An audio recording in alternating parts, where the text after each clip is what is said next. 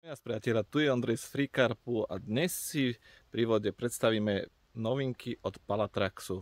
Tak poďme na to. Si vyskúšame tento Method Mix od Palatraxu, Carp Crush.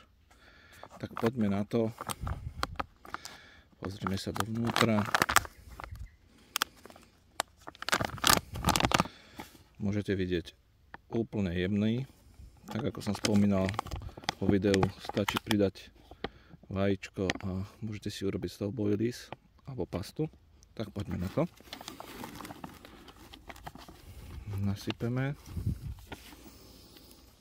Čo sa týka Palatrax Method Mixov, môžete si obzvláštniť napríklad sušenou dafniou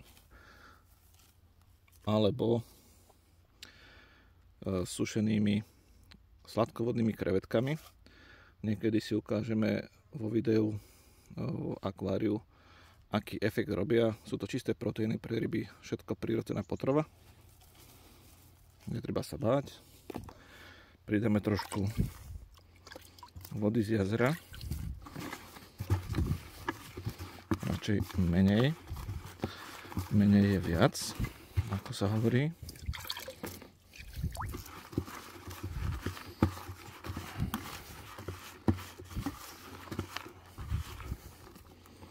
Vidíte, krásne sa lepí. Ešte.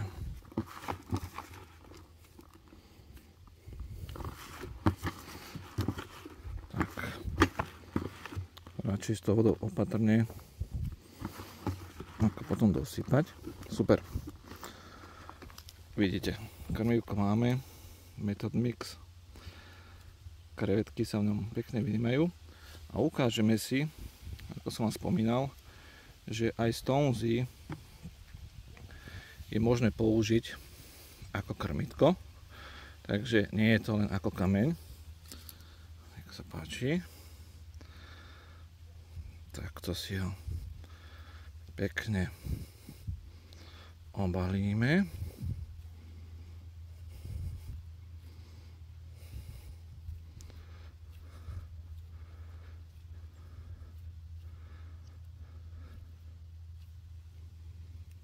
Vidíte, krásny obalený kameň,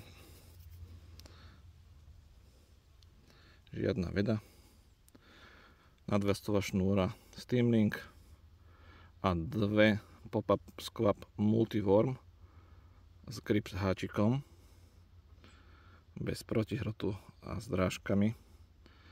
Takže jednoducho prichystané.